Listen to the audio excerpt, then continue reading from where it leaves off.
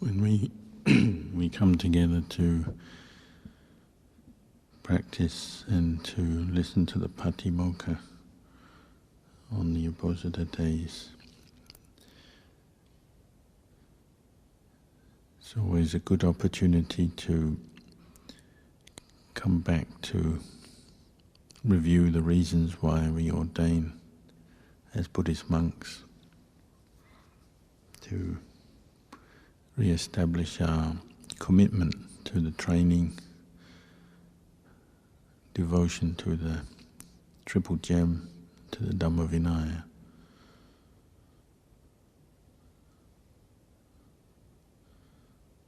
Because as Buddhist monks we live a very unique lifestyle.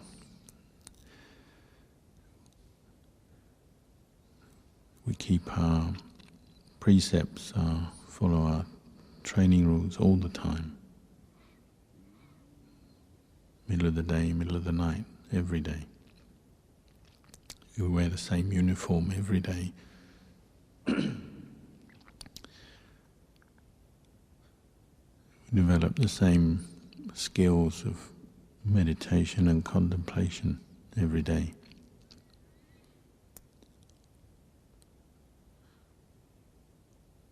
But obviously our mind is subject to many different influences, external and internal. We're working through our karma. Even as we practice, we're making fresh karma, good karma. But we're also working through our karma, our karmic attachments, the way they manifest for each individual.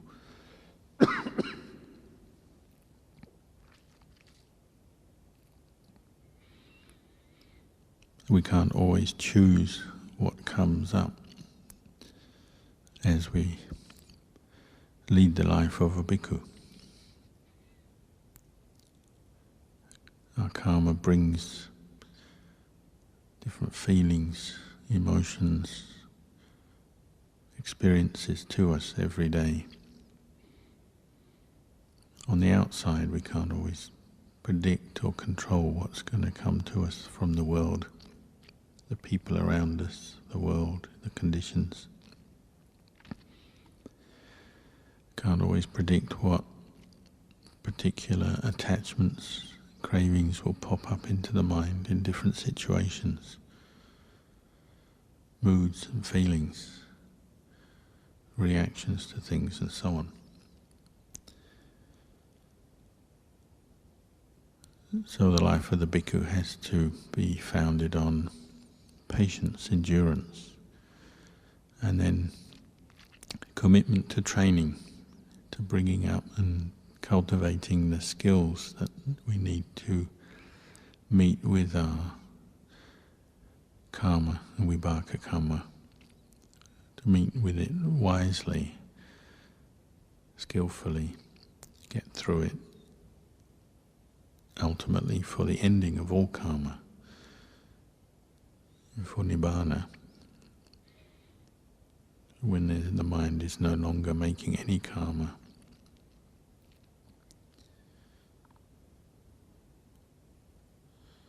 So we devote ourselves to the training and keep re-establishing that devotion through reviewing our Vinaya and then applying ourselves to the basic training rules and practices and meditations every day.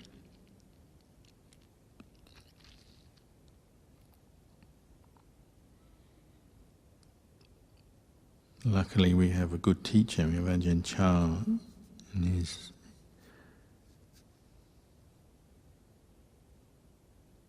system that has been handed down to us that we can follow. Very simple, direct teachings to help live this life skillfully, and developing contentment, fewness of wishes as a bhikkhu. Simple guidelines that he emphasized over and over again, so that we can go deeper into our practice and not always be concerned with the externals of trying to make life more comfortable on the outside and getting what we want. But accepting as a bhikkhu we have to be more patient and make do with what requisites and things we have to use come our way without always seeking more or different or better. That's a practice in itself because of the nature of craving in our karma. The mind will often be seeking more, wanting things to be better or different than they are. Whether it's food, accommodation, things we use on a daily basis. Learning to find a balance of contentment, fewness of wishes, so that we can be at our ease in every situation, whatever requisites are available, whatever the situation in the monastery we're in, the routine, the weather, the lifestyle, to learn to be at ease within each situation so that we can carry on practicing. To be at ease with other people, accept other people, the other monastics around us, the way they are, their character and their practice, so that we can be at ease to go deeper into our own practice, into our own minds.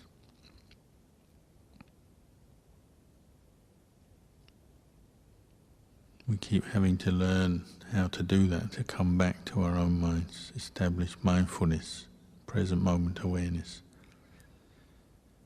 So as we heard in the talk from Luang Por Wen, it's very easy for us to get caught into the drunken Dhamma. He said a little bit of knowledge can be the cause for the drunken Dhamma to arise, meaning as we know our experience when we come to meditate, come to sit, walk meditation, we have enough discipline to stop talking and stop distracting ourselves with other things. We have enough effort and mindfulness to bring ourselves to sit, to walk meditation. But then as we're sitting, the mind has a little bit of mindfulness, a little bit of knowledge, and away it goes. And we sit there proliferating, thinking endlessly about different issues. Or as we walk meditation, thinking endlessly. We're not thinking as in contemplation with mindfulness and wisdom, but a little bit of knowledge, a little bit of mindfulness, and then the drunken Dhamma takes over and the mind gets intoxicated with its own ideas and concepts, moods, views and opinions. And off it goes, and we can spend a whole hour sitting outwardly to the world we're sitting in meditation, but inwardly maybe just thinking a lot. Falling asleep, thinking a lot, worrying, getting angry, desiring different things and so on, proliferating. And this is where we have to refine our efforts in the practice. Being willing to work with our own stubborn mind, to bring up more mindfulness, to re-establish awareness in the present moment.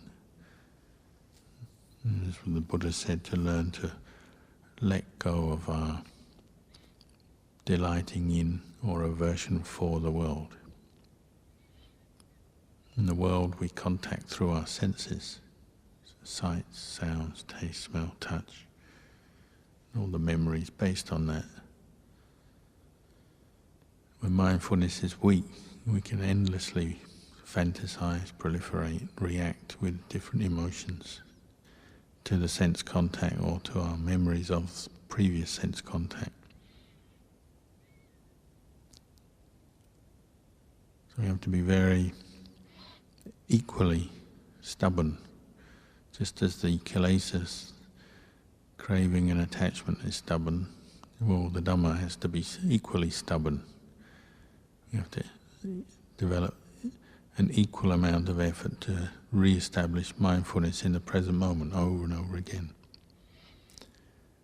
Just as on the Upasita we re-establish our mindfulness of the Vinaya, if we've forgotten, when we meditate we re-establish our mindfulness over and over again, and obviously in every posture, not just sitting or walking, every posture, every activity, we're aiming for that. To be patient enough and put enough effort in to keep re-establishing mindfulness.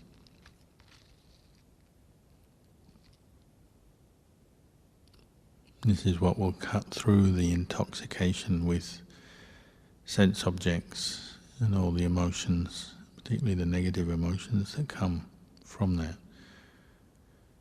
The attachment to feeling, pleasure and pain, and all the proliferation that comes from that.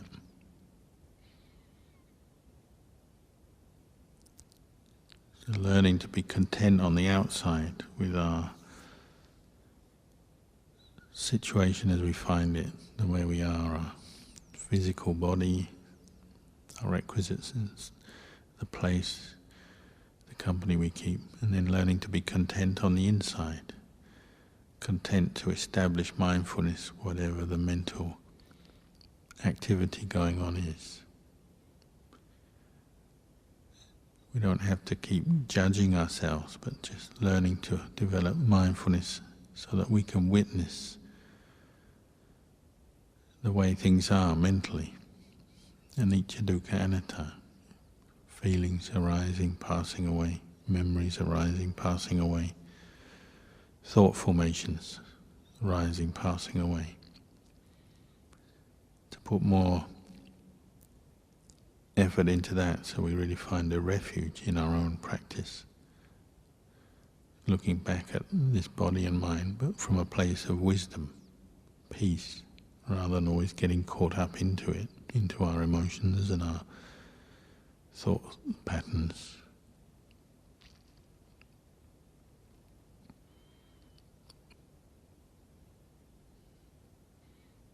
Then it's just about being willing to keep putting effort and bringing up the effort and being patient with whatever obstacles we find.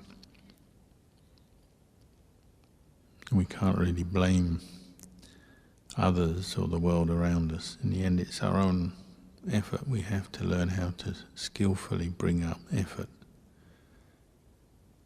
to cultivate the wholesome, to abandon the unwholesome. And like Ajahn used to say about the man who came saying that the Dhamma just seems so profound, so deep, too deep for me, my mind to fathom. Ajahn gave the simile of the person looking for water in the ground. You can't really say the water is too deep, you just have to say your effort is not yet up to it. Your arm is not long enough. The effort you put into getting that water is not enough, therefore you haven't got the water yet. But to say it's too deep, you're just limiting yourself from the word go. In the end you might say it's an excuse. So we're learning to practice with this mind, however difficult it may seem, or however much mental proliferation we have to deal with, different character traits and moods and attachments that come up. It's up to us to keep re-establishing effort, bring up mindfulness in our, and use the training, the system of training to our advantage. Keep working on that.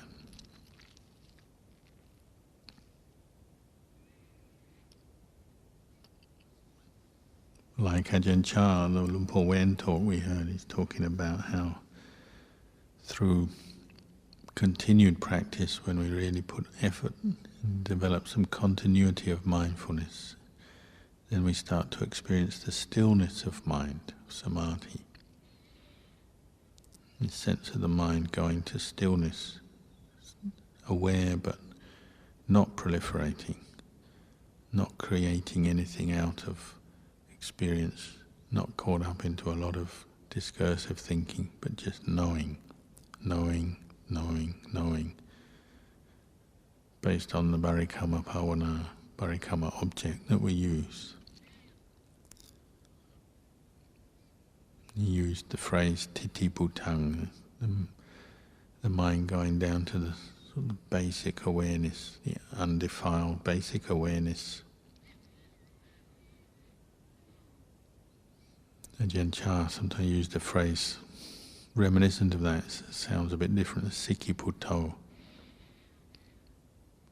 The mind, the undefiled or unproliferating mind, it's just a witness, this quality of continuity of mindfulness, samadhi, where the mind can witness itself, look back at itself, just witness defilements arising, passing away without getting caught up into them. So knowing a defilement as a defilement, but also knowing the defilement and the mind are two separate things. Defilements are akanduka, just like we call akanduka bhikkhus who come to visit the monastery. Defilements are akandukehi, kilesehi. They come into the mind, then they go out again. When conditions change, when mindfulness is established, wisdom is established, the mind, the kilesa, is seen as anicca, dukkha, anatta. It's not self, it's just a temporary visitor. So we don't have to judge or get caught up into them or worry too much about them. We just know them for what they are. That's our aim. Have enough ease and peace of mind and training our mind in mindfulness and then wisdom, insight, to get to that point to see that. But obviously sometimes we have to use more effort. Some kilesas are easy, we can just note them, quickly let them go. Others have to be restrained physically, restrained mentally. The most extreme defilements cause us to act and speak as well as just think. So part of our Vinaya training is actually to restrain the senses, restrain our actions so that they don't display those defilements that come up. Sometimes we have to restrain ourselves to the point where we can see the body physically shaking through the restraint. So when you're very angry and you want to say or do something destructive, but you have enough awareness to restrain that, the mind might physically, the body might physically be shaking, but you don't act on any impulse to destroy or harm, say or do something to another person or physical object. Then after a while the shaking stops, the mind goes back to normalcy. You can see how the mind can proliferate the body, condition the body. Same with lust. You can have so much lust that to restrain it, the body is shaking. You want to indulge the lust through the body. The mind is looking for its way. The defilements have come up strongly. But we have enough restraint to say no. But there's still shaking, the vibration of the lust affecting the body. Could be just in small ways, like the eyes that want to look and look again, but we force them to turn away. Could be the desire to speak, desire to look, desire to physically indulge lust. It might require us to physically stop ourselves. Like one monk said when he was a young monk, he had so much lust. One night he was writhing one way, then writhing another way. The whole body was completely inflamed. It's like he's in a straitjacket in a mental hospital. He's just determined not to give in to his lust. So he's writhing around, rolling from one side to the other, till eventually it subsided. Sometimes it's like that. Other times it's just small things. Restraining the eyes, turning the ears away. When we want to indulge the ears to listen to something we like, or listen with aversion to somebody else's words we don't like. We just avert our attention elsewhere, cut off the ears, cut off the eyes, cut off the ears. If we're eating, cut off the taste buds. Might want to indulge in a certain taste. Sometimes it's all right to eat food that we enjoy because it's healthy and good for us. Other times when we know we're just indulging, don't really need to eat so much, maybe we have to cut off the taste buds. Stop eating that thing. Sometimes it's good to do, even just for one mouthful. You've got one mouthful of food that you enjoy. Just see if you can set it aside. Put it in the spittoon or just put it back in the bowl and leave it and don't eat it during that meal. Just to see how to practice restraint when you have a desire to indulge in a taste, but you just put just one mouthful, not the whole bowl full, just one mouthful, you put it aside and leave it. Or give it away to an animal or another person.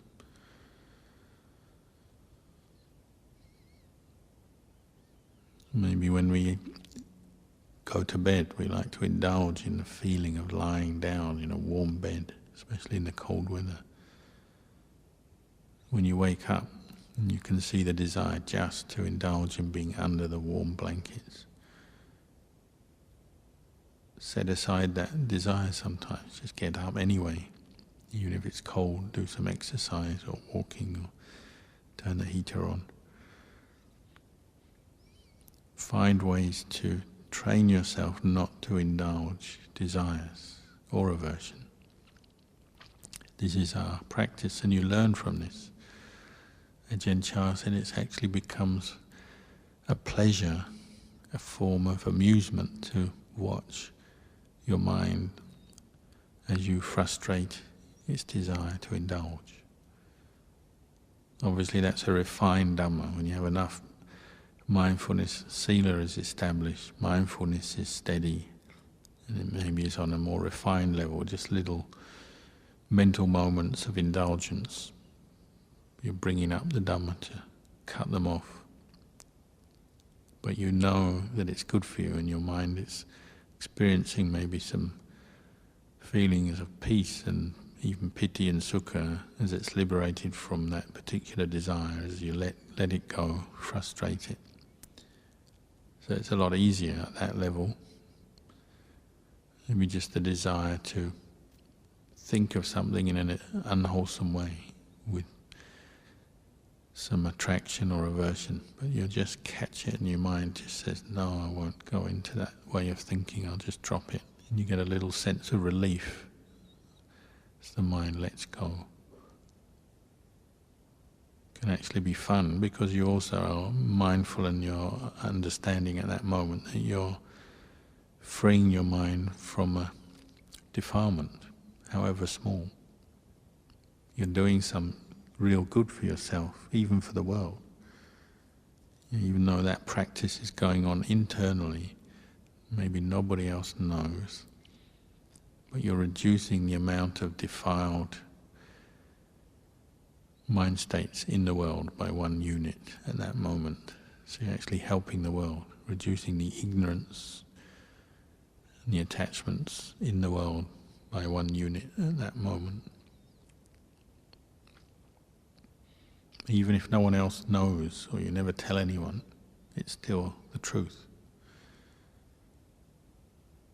If you get into that habit, then it can become enjoyable, because you know it's good for you, even though it's difficult and requires effort.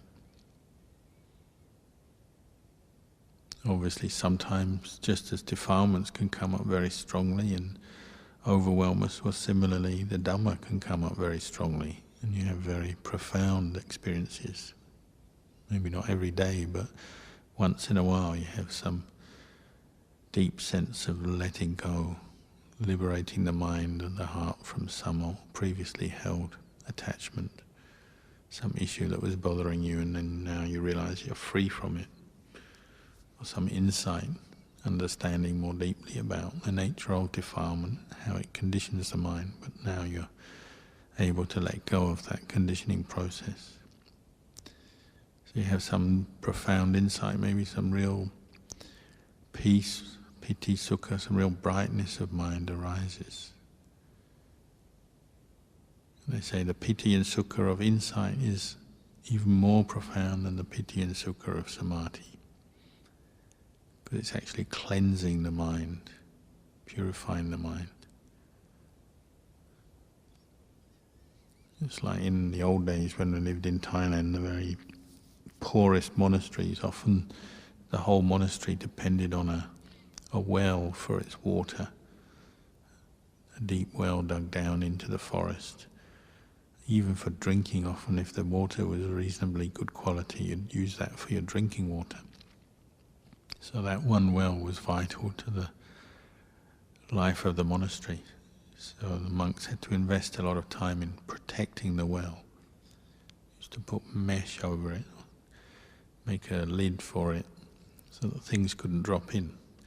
And have a net to scoop out leaves or little creatures, often frogs or toads or mice, would fall in. If you let them stay, sometimes they drown and they contaminate the water.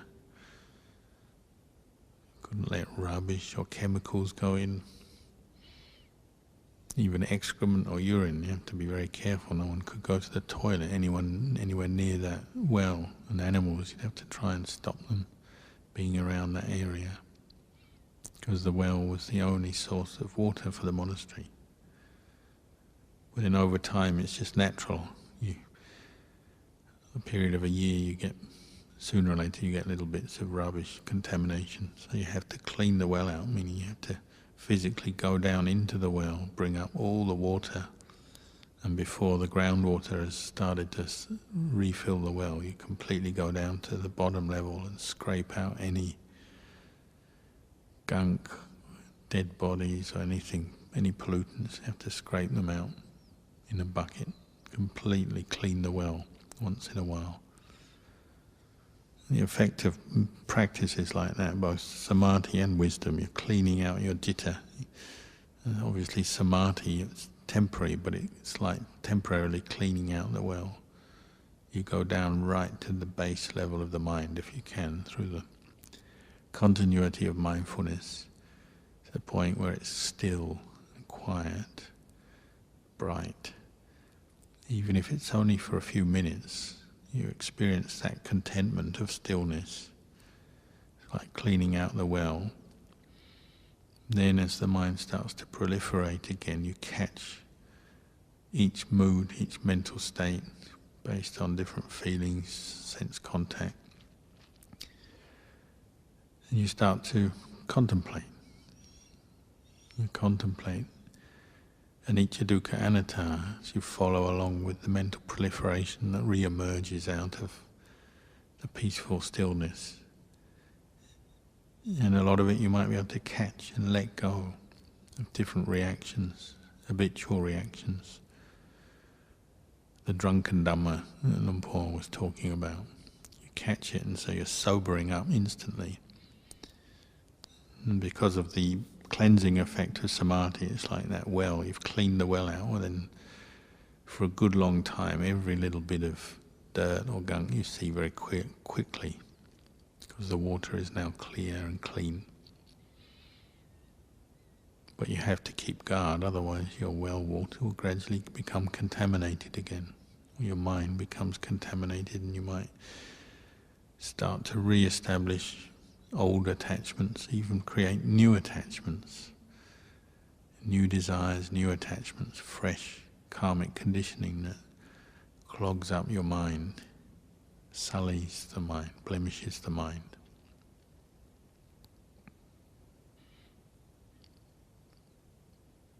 So a lot of our practice is about to keep reaffirming, re-establishing commitment to the practice, re-establishing and reviewing our sila, re-establishing mindfulness, bringing the mind to places of stillness with samadhi, and then training over and over again in contemplation, contemplating the mind, contemplating defilement, contemplating ways to abandon defilement.